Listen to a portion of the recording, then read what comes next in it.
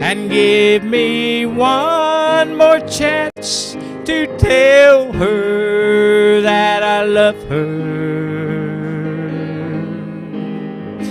Oh, let me hear her sweet voice one more time, for I want her to know how much I'm thinking of her. Yes, if there's a phone in heaven, put my mama on the line. Yes, if there's a phone in heaven, put my mama on the line.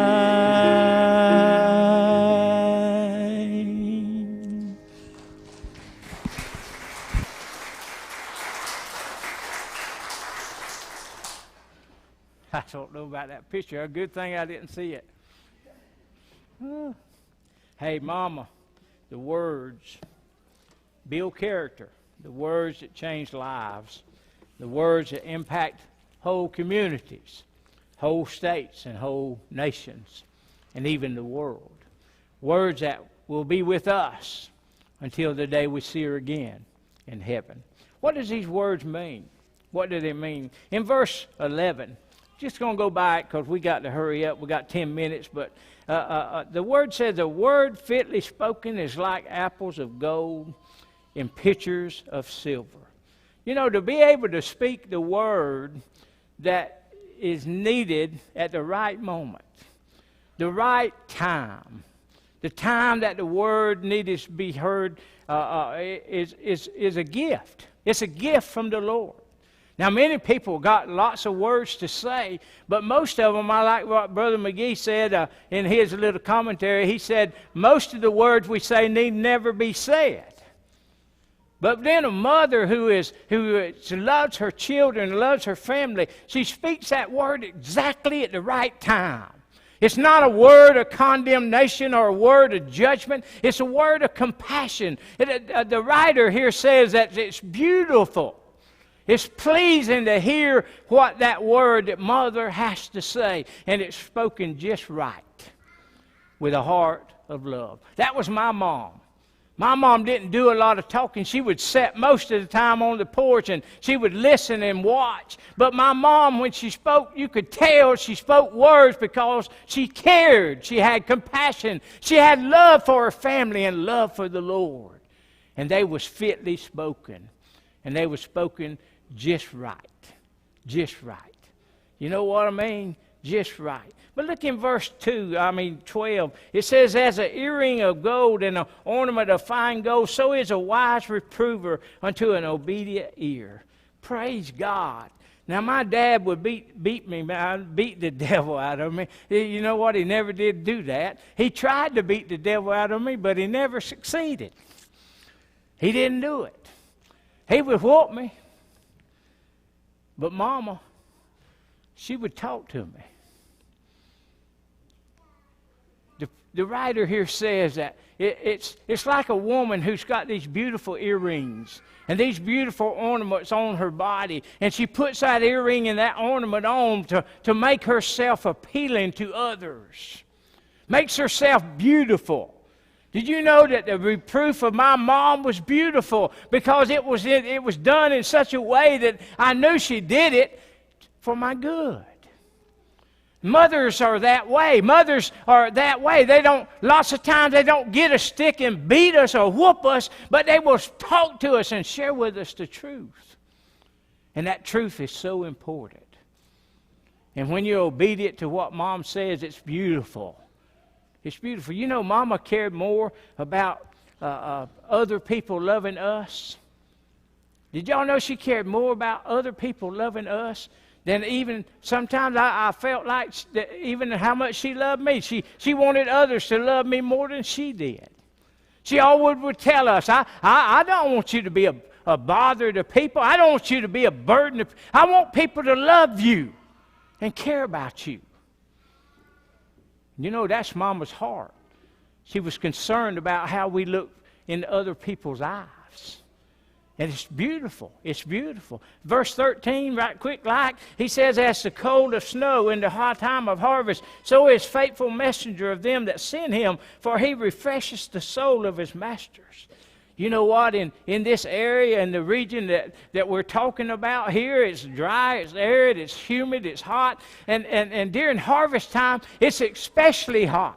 But you know what they would do? They would go up on top of Mount Hermon where there was always snow. There was always snow on top of Mount Hermon. And they would go up and gather that snow, and they would bring it down back to the harvesters, and that snow would refresh them. The coldness of the water, as it melted, they would drink it, and they was refreshed. So it is with the words that Mama spoke to us, the words that refreshed our life and reminded us that we was somebody that somebody cared about and somebody loved. That was Mama. She always refreshed our life. My wife would tell you, she knew her about as good as I knew her, but the fact of the matter was, just to go to Mama's house, you didn't leave without being refreshed. You know this picture you saw? She's laughing there. You know why she's laughing? Because I always rubbed her head. And I just got through rubbing her head. And I used to kid her about her hair was like mine. She was losing it. It was thin. I reckon I got it from her. You reckon? But anyway, I would say, Mom, you got kind hair. You got the kindest hair. And she'd say, oh, Clifford. And, you know, she just had such a special. You know, there's one thing about my mom and mother. Let me tell you something. This will always be something that you need to do in front of your kids, is be real. Be who you are. If your hair is out, it don't make a difference. You understand me? Be real. Mama was a real. She was refreshing.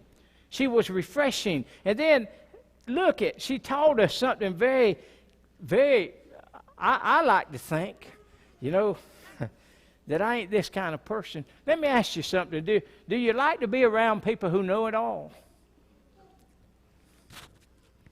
I notice on Facebook, you know, since I got on it, I don't post much. Every now and again I'll post some scripture and stuff like that, but I don't post much. But I notice there's lots of advice given on Facebook.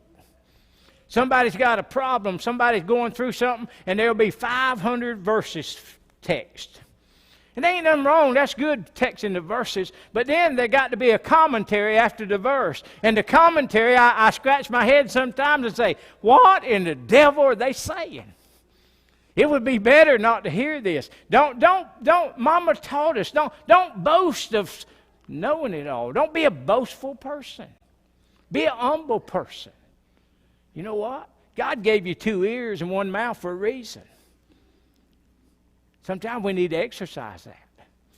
For the fact of the matter is, some people can do everything. Notice what the verse says. They even boast about having gifts. Special gifts that they can see the future, or they can predict what's going to take place, or this, or what you need in your life today.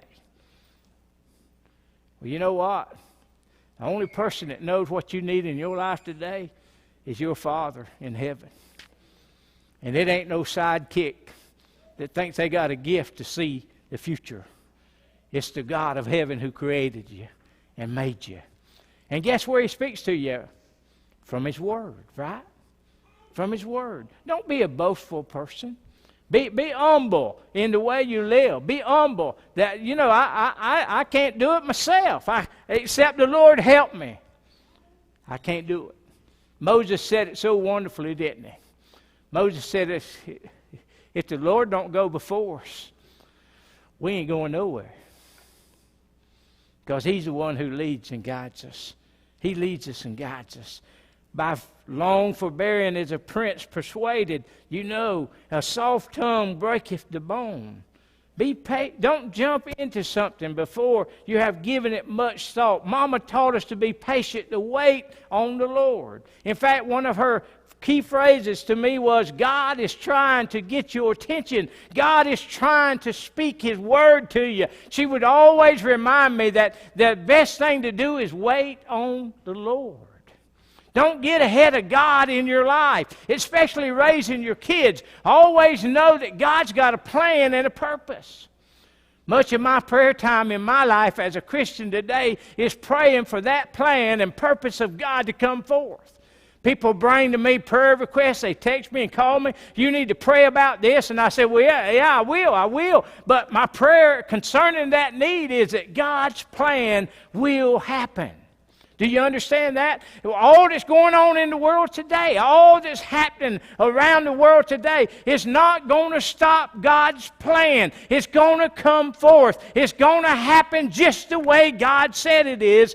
And you and I need to be patient, and we need to wait for that plan. We need to wait.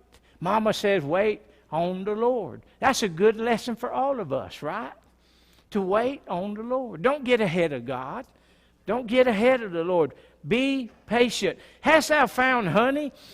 Eat so much as is sufficient, lest thou be filled therewith and vomit it.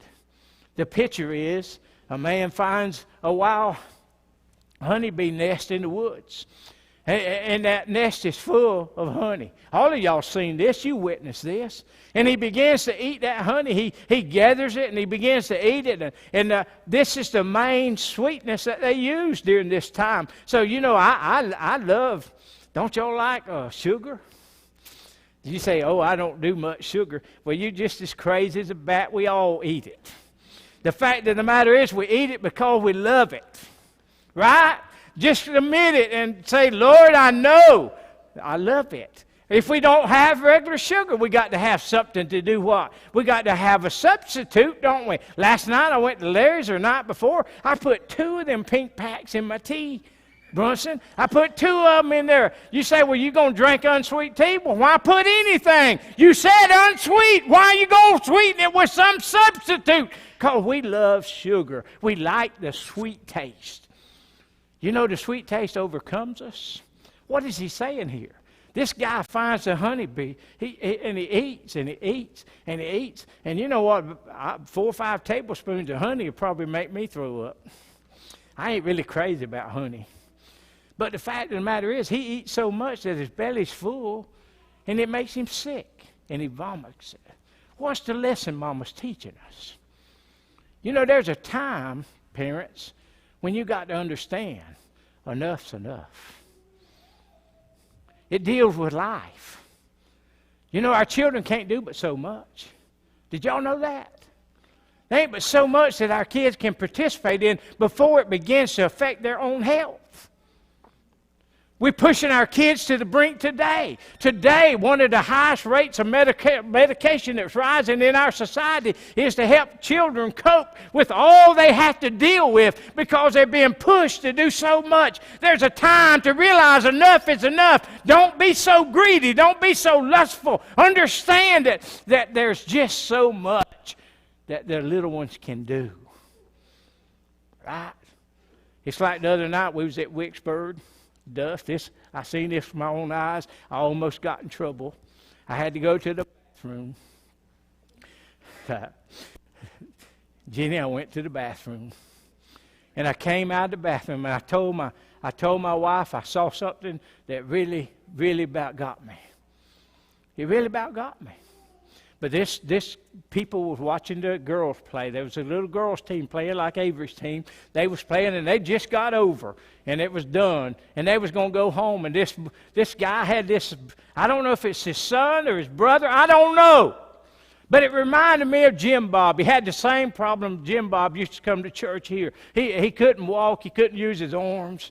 And he told him, say, go get in the car. Go get in the car. And the little guy just, you know, he couldn't move fast.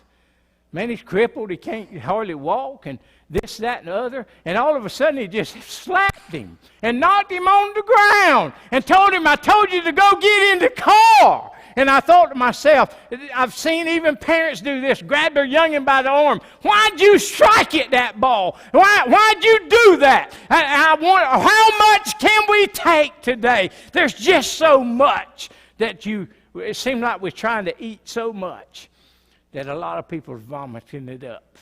They've had enough. And as a pastor, I ain't no teacher. Ain't y'all glad I don't teach your children? Because I couldn't do this new algebra stuff. I couldn't do it. But as a pastor, I want to tell you something. I see kids today, they ain't literally vomiting, but they've had enough. They don't know which way to go. And we sit here and we cheer them on, and we make them think they got to do the very thing, the very best. And if they don't do the very best, Mama says, wait, son, learn to be content. Learn to be satisfied. Right? I'm not going to throw it up. And then the last one, you see it there. Don't overstay your welcome. Let me read it for you. Withdraw thy foot from thy neighbor's house, lest he be weary of thee, and so hate thee. Hate thee. You think about that. Don't that make sense? Don't it make sense? When you become a bother, to other people. And the writer here says that we can become a bother when we're around too much. Around too much. You know, maybe I'm wrong, and I am in lots of ways, and me and God will deal with that. But sometimes, well, my wife has to tell you. She'd have to tell you about my mama. When we all got grown, had children of our own, my mama was always there for us. You know what? I think my mama told us one time, she said that, I raised my kids. You need to raise yours. And you say, well, that's kind of harsh, ain't it? Other day, spectrum, when you become a grandparent like I am now, you say, well, I've got to be more involved, more in this, that, and the other. Pretty soon, it's like Mama used to say, I love to see y'all come, but I do love the tail lights leaving. And I can see that in this community where some young, they would never tell you that, but they would, oh, Lord, here she comes back. The phone rings. Gosh, dog. What? Her again? And you say, I would never be like that. But see, the verse is reminding us we can get to a place where we become a bother. And Mama taught us, always respect other people and who they are. Always respect them. Right? When they come to my house with some of the new laws that's going to be passed in the next 2 years, when they come to my house and they begin to want to enforce these laws, I'm going to say to them, what's on this property right here belongs to me. It don't have nothing to do with you. It ain't yours. It never will be yours. It's mine. You understand? You say, well, why would you say that? Because I was taught, respect what a person owns. Don't become a bother. Yesterday we thought that we had a scam going on at Publix, and I don't know, the guy had his car jacked up and this, that, and the other, and people walking by and said, you got a flat tire? No, it's the battery.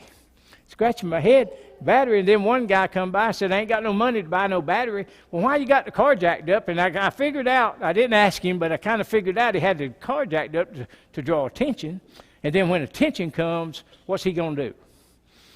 My battery's dead, I need to buy a new battery. Well, it ain't got nothing to do with jacking up the car, man. Nothing. You say, well, that's kind of silly, ain't it? Well, wouldn't it be silly for me to push myself on you to the point that I become a bother to you? Huh? It would. Mama said, respect what people have and who people are. Mama's words build character, don't they? Mamas, never forget, as long